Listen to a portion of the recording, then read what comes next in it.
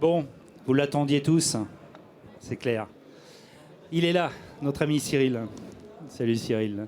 Salut. Alors, bon, heureusement, il a eu le temps de manger un petit peu. Et là, il a un café. On va lui laisser boire son café tranquillement quand même, parce que depuis ce matin, l'accueil de Clermont-Ferrand, c'est... Qu'en penses-tu, toi, l'accueil de Clermont ? Bah, c'est assez époustouflant, je dirais. C'est vraiment cool. Merci à tous d'être ici aujourd'hui pour venir me voir. C'est vraiment fait chaud au cœur de voir tous ces fans, de signer autant d'autographes. Je sais même plus. Les derniers, je savais même plus écrire d'ailleurs. J'ai un peu mal aux pieds. Je vais être fini ce soir, mais je pense que je trouverai encore un peu l'énergie pour sortir dans un bar et aller prendre quelques verres. Non, là, c'est fou, il est fou. Alors vous savez quoi, le temps qu'il boive son café, simplement vous pouvez l'applaudir, le temps qu'il boive son café tranquillement, parce qu'on va remercier cet accueil. Vas-y, bois ton café un petit peu, ça va faire du bien. Non, il va être froid après. On peut faire tout en même temps, multitâche. Multitâche. Alors vous savez que là, vous avez devant vous quand même un globetrotter de la pêche. Et c'est quelqu'un qui était comme vous auparavant, qui était pêcheur, tout simplement, et puis fan de pêche. Il s'est déclenché, il est allé à la pêche autour de chez lui, il s'est fait plaisir, etc. Jusqu'au jour où il y a eu un déclic. Un brochet d'1 mètre. C'est ça, en Haute-Savoie, dans un lac proche de chez toi ? Ouais, mais là c'est le raccourci. Il faut savoir qu'avant de faire le brochet d'1 mètre, j'ai dû faire 50 sorties sur les étangs qu'il y avait à côté de chez moi et à peu près 50 bredouilles. Donc je m'en suis tapé des bredouilles avant d'avoir des beaux poissons. Et en effet, c'est le brochet, je pense, que j'ai pris dans les Alpes qui a déclenché cette passion. Mais j'étais déjà passionné parce que je suis quand même allé une cinquantaine de fois avant de le prendre, ce poisson. Alors il y a un truc qui est incroyable chez cet homme, c'est qu'il est né avec des écailles et il ressemble vraiment, il s'immisce dans le milieu, comme vous avez pu le voir dans ces différentes émissions. Mais quelquefois, il lui arrive des choses assez impressionnantes que même lui n'a pas calculées. Alors, c'est ça aussi, on va relater, parce qu'on te voit sur RMC Découverte, sur quelques chaînes autres, bien sûr. Et depuis 2005, maintenant, on te voit régulièrement en émission. Il y a plusieurs émissions qui sont diffusées dans le monde entier, Cyril. On est diffusé, on produit en fait au Canada et l'émission est réexportée un peu partout dans le monde. On est diffusé dans 120 pays.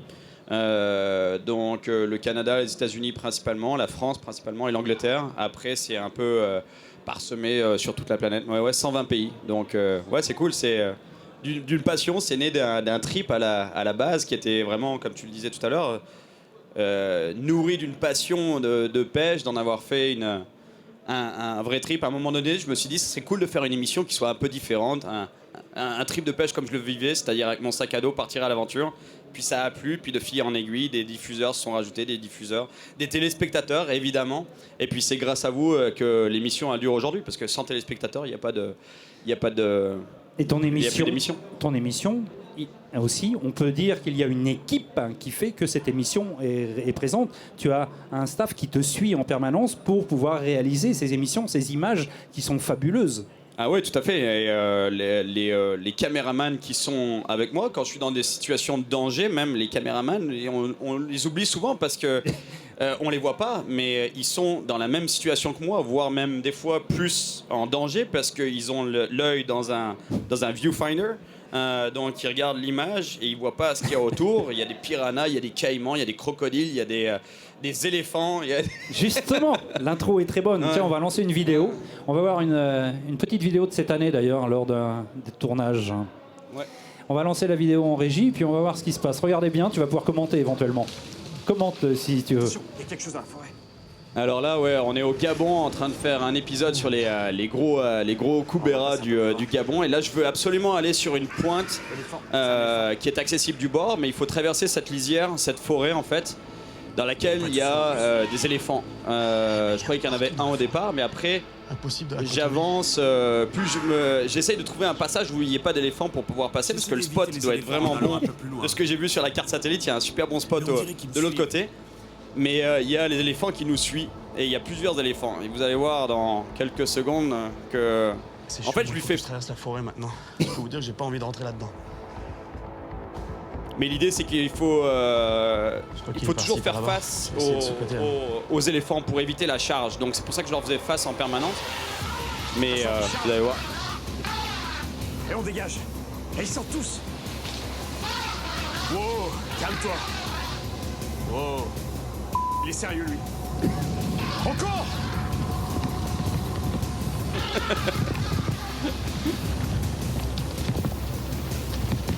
Regardez le grand fou, il en rigole encore. Ouais, parce que c'est une énorme poussée d'adrénaline. Et il est sorti de nulle part, enfin il est sorti de la lisière et il y en avait deux en fait qui ont coursé. Dans le bas d'un talus.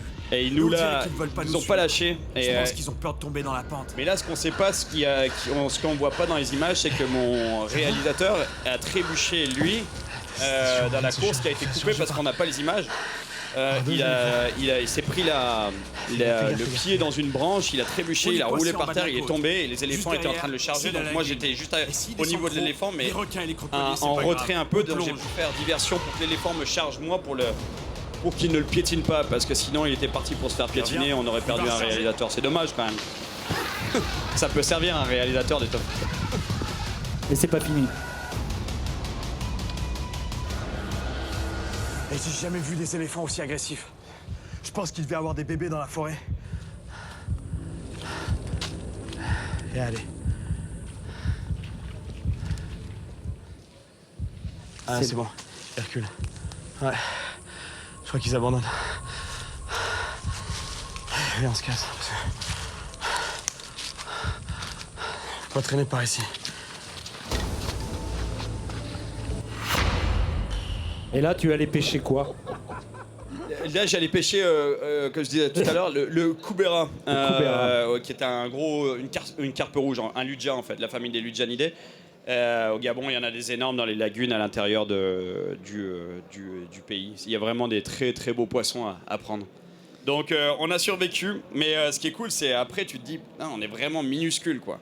C'est là qu'on se dit par rapport à la nature, mais c'est une telle poussée d'adrénaline c'est réénergisant, je dirais, de se rendre compte que c'est un peu comme, je crois que je le dis juste après, c'est comme se retrouver au moment à l'époque du Jurassique, quoi. Tu te mets marcher dans la nature et puis tu te fais charger par un T-Rex, c'est un peu la même chose. C'est vraiment. Alors, on imagine bien que tu as eu plusieurs épisodes de ce style, enfin peut-être pas aussi violente, hein, parce que bon, j'appelle ça violent quand même, hein, parce que là, ça envoie quand même. Hein, ouais, mais récemment, en Amazonie, il y a 2 épisodes qui sont pas encore diffusés. On a vécu un truc assez sympa. Demain, on aura un teaser. Un teaser. On aura un teaser. Ouais. J'en dis pas plus. Demain, suivez l'émission, on aura un teaser assez sympa. Cyril reviendra et on parlera d'un teaser assez sympa, un micro-teaser. Voilà. C'est excellent. Tu as dû vivre, à mon avis, des tonnes de choses que les gens ont vues, mais n'ont pas tout vu, bien entendu, puisqu'il y a des choses qu'on ne peut pas voir lorsque tu découvres un territoire, parce que tu découvres de territoire, en fin de compte. Ton but, c'est ça. Ton leitmotiv, c'est toujours d'être à la découverte, à la recherche d'un poisson mythique que tu veux faire et que tu veux découvrir dans un endroit où que personne n'a été, on va dire, prospecté, quoi. Oui, dans la mesure du possible, mais c'est vrai qu'aujourd'hui, les endroits qui n'ont pas été pêchés sur cette planète, malheureusement, il y en a de moins en moins, mais c'est vrai que le sentiment d'être dans un endroit qui est vierge, qui n'a pas été encore trop foulé par l'homme, est vraiment intéressant et aussi t'amène cet exotisme et ces aventures, en fait, parce que ces endroits et ces poissons, et malheureusement, c'est la réalité sur la planète aujourd'hui aussi, c'est que tous les gros poissons sont surpêchés. La pollution, l'avancée de la civilisation sur la nature fait qu'il y en a de moins en moins, avec les réchauffements climatiques aussi. Donc il faut aller de plus en plus loin et souvent tu te retrouves dans des régions magnifiques et dangereuses, parce que même en Amazonie aujourd'hui, quand on va en Amazonie, on ne peut plus juste aller à Manaus, qui était la capitale de l'état d'Amazonas au Brésil. Avant, il y avait des poissons à 10 minutes de Manaus. Maintenant, il faut reprendre un hydravion qui prend 2 à 3 heures d'hydravion. Il faut naviguer sur une rivière pendant 4 heures pour arriver sur des zones où il y a ces poissons-là. Donc, c'est un peu la triste réalité de ce qui se passe sur la planète. Donc, en une vingtaine d'années, enfin un peu moins, tu as constaté certains secteurs étaient beaucoup plus compliqués à pêcher que d'autres, hein, clairement. Il y a des spots que je pêchais, même au Panama où j'étais hier encore. Il y a des endroits que je pêchais qui étaient bons. Maintenant, c'est fini. Maintenant, si tu veux prendre du poisson sur cette même zone de pêche, il faut aller 25 km plus loin en mer. Tous les Koubera, par exemple, que c'est parce que je pêchais aussi le Koubera mécano de Koubera dans le Pacifique. Et les carpes rouges, il y avait des pierres, des rochers qui étaient très bons il y a quelques années. Les dernières fois où j'y suis allé, on en prenait sur ces rochers-là. Maintenant, il n'y a plus rien. Il n'y a plus rien parce que il y a des. Même en plus, le Panama est un pays qui respecte beaucoup les normes de pêche commerciale. Donc les palangres, les longlines, ils respectent un certain nombre d'hameçons par ligne.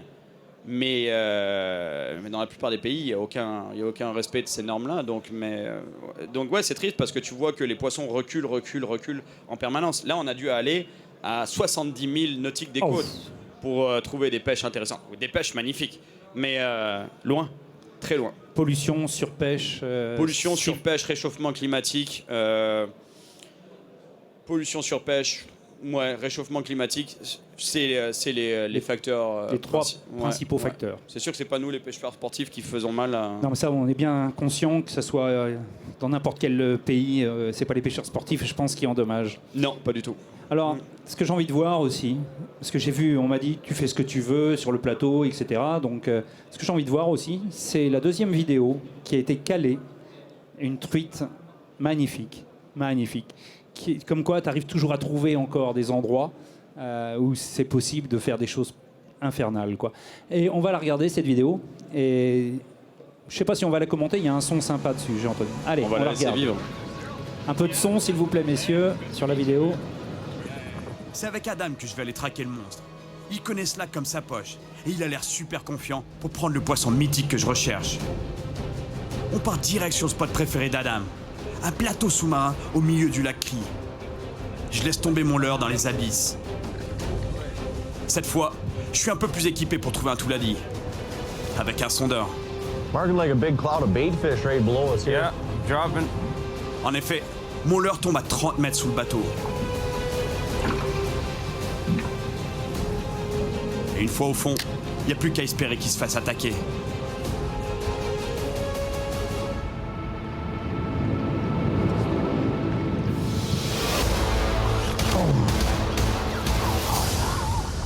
Grosse attaque au fond. Je l'ai loupé, mais grosse attaque.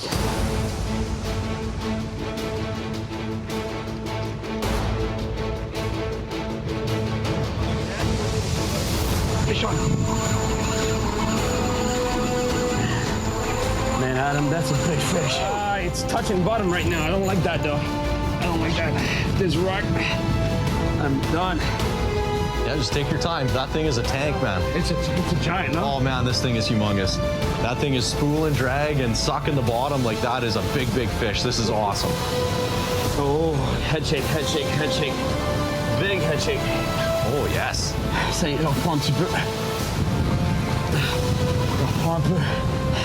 Elle monte, mais j'y vais tellement doucement, j'ai tellement de pression. Might want to grab the net. Oh, Adam. she's coming up. That is a big fish. That's a monster. Look at the size of that thing. Eh ben, c'est plus un poisson, ça, c'est un mammouth. Oh yes! Yeah, here we go! Look at the size of that fish! Oh, yeah, buddy! That thing is a tank.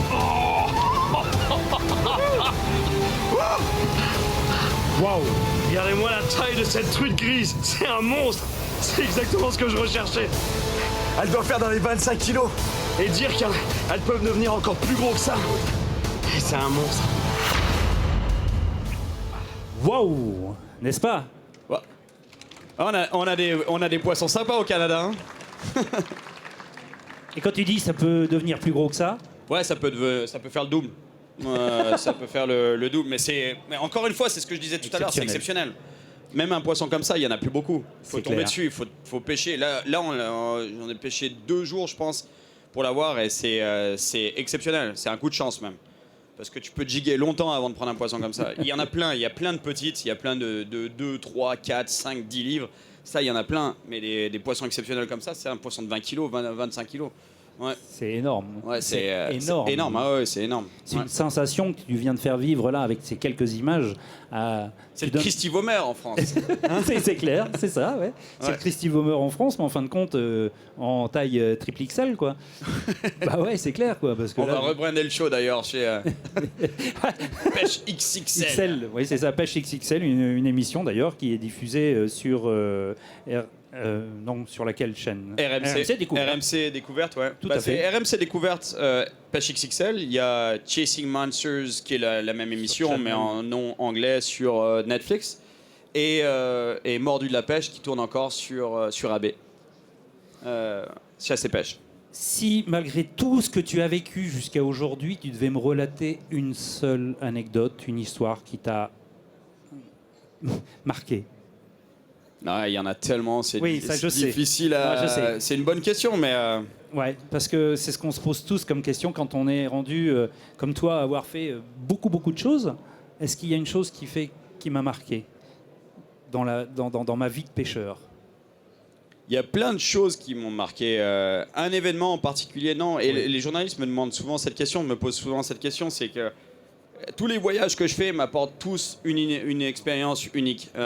Bien sûr. Et tous les poissons aussi sont exceptionnels, mais et honnêtement, on me la pose souvent cette question, et j'ai pas un moment marquant de ma vie de pêcheur qui fait que je m'en souviens particulièrement.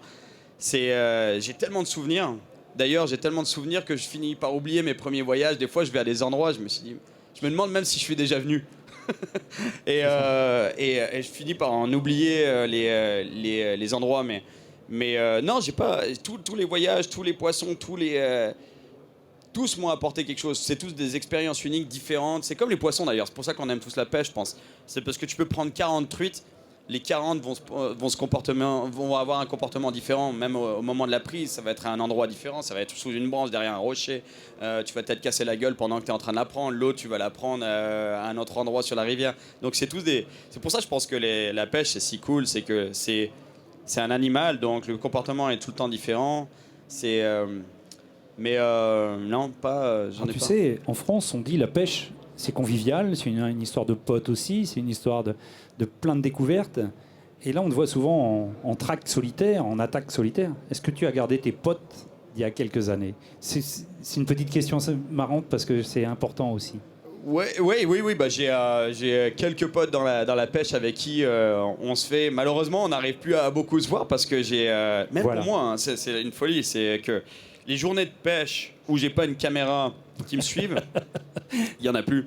Il y en a plus. Peut-être j'arrive à m'en tirer une ou deux par été où je pêche à côté de chez moi à Montréal dans le fleuve où on a des pêches d'ailleurs exceptionnelles de basses. À n'en plus finir, des basses à petite bouche, smallmouth bass. Ouais, canadien. Donc j'arrive à m'en faire 2 par été, quoi, c'est à peu près tout. Mais oui, j'ai gardé quelques contacts avec C'est important. des potes. Bah oui, c'est important, ouais, c'est clair. C'est important. Bah oui. Parce que tu es une équipe de tournage. Ouais. Vous êtes combien dans cette équipe pour réaliser? On est une équipe limitée, on est 3 plus moi. Donc on est 4 en tout. 4 à vous déplacer. Et sur place, on embauche des fixers, ce qu'on appelle des gens qui nous aident dans le monde de la télévision à organiser des tournages, qui obtiennent des permis, qui facilitent les accès à des parcs quand c'est des parcs, à des zones de pêche qui sont fermées ou pour lesquelles il faut des permis particuliers. Des plongeurs aussi, ça arrive, et des guides de pêche, bien sûr, qu'on embauche sur place dans la destination. Parce que je pense que vous 4, c'est un seul en fin de compte. Pour réaliser ce qu'on voit, vous êtes 4, c'est toi qui réalise effectivement les prises et tout, mais vous formez un seul. Ouais. êtes... Et puis dans ce genre de dynamique de tournage comme on est, chacun a son rôle, oui, mais tout le monde participe. C'est vraiment une équipe soudée, on est vraiment ensemble aussi parce qu'on est dans des conditions difficiles. Des fois, on est en survie, comme au Panama. Là. Le dernier voyage, ça fait 10 jours qu'on est sur une île posée. On s'est fait poser par le bateau, puis on lui dit merci, à dans 10 jours, tu viens nous récupérer. Donc avec de la bouffe, on se fait un feu, on installe nos hamacs, nos camps, on construit une table pour que le caméraman arrive à mettre ses ordinateurs pour faire ses transferts le soir avec ses cartes, un téléphone satellite ou 2 pour au cas où s'il y a une galère. Puis s'appeler une base de secours et qui nous envoie un hélicoptère pour se faire héliporter, sortir. Au cas où. Au cas où, oui, parce que ça peut arriver. Hein. Bien entendu. En plus, on est avec des machettes dans la jungle, donc un coup de machette dans le pied, ça m'est arrivé. Hein. À un moment, en Amazonie, j'étais en train de débroussailler à fond à la machette, puis je parlais à la caméra, puis je regarde pas vraiment, je mets un coup de machette, et la machette, mais j'ai encore une cicatrice sur le pied, parce que j'étais juste avec des chaussures basses, la machette m'est rentrée de 2 mm, juste la pointe, Super. dans la cheville. Mais si ça avait été 1 cm de plus, je me coupais le tendon. Une veine, plus gros qu'une veine, c'est quoi? Une artère. Une artère. Une artère. Et je pissais le sang. J'étais à 6 heures du camp, dans la forêt. Et le camp même était, comme je disais tout à l'heure, à 3 heures d'hydravion de Manaus. Donc la décharge d'adrénaline existe là aussi, quoi. Du coup. Ouais, mais non, c'est mais pas le la danger, même. Hein. ouais, le danger, non, il est là. Puis, Le danger est omniprésent. Ouais, en permanence, ouais, souvent. Alors, vous voyez, un homme heureux de ce qu'il fait. Sa passion, il a réalisé, il est là aujourd'hui pour nous expliquer 2-3 rudiments de ce qu'il est capable de faire, mais c'est que dalle par rapport à tout ce qu'il fait. Mais c'est bien parce qu'il est humble. Et cette humilité, on va conclure là-dessus, on va le remercier parce que tu reviens demain pour un plateau à 14h30 ici. Demain matin, il y aura une séance de dédicace également à côté de ce plateau. Demain matin seulement. Là, cet après-midi, on va le laisser tranquille parce que depuis ce matin, il a été booké, archi-booké. On va te laisser reculer un petit peu quand même. Hein. Et puis, on va le remercier franchement parce que c'est pas tous les jours que Cyril fait un déplacement. Là, son accueil à Clermont-Ferrand, il est époustouflé, il est heureux. Donc, merci d'être venu ici à Clermont, au sein du CNPL. Merci d'être passé sur ce plateau, bien entendu. C'est un grand plaisir de t'avoir à côté de moi. On va le remercier, on va l'applaudir très très fort. Merci. Et plus fort, plus vite et plus fort. Merci beaucoup à vous, merci à vous tous, merci au CNPL, merci à toi de cet accueil. Vraiment, ça fait chaud au cœur, je suis vraiment content d'être ici. On reviendra, c'est un début d'une longue histoire d'amour. C'est ça. Et demain, on aura un petit teaser. Je vous conseille de bien suivre l'émission sur Fishing TV, vous verrez, ça sera très très sympa. Amenez tous vos objets personnels et je vous signerai tout ça. Voilà, toujours aussi fou. Merci à toi Cyril. On se retrouve pour un nouveau direct dans quelques instants ici même sur ce plateau. À très vite nous Cyril. C'est pas Merci. fini. Bye bye. Ciao.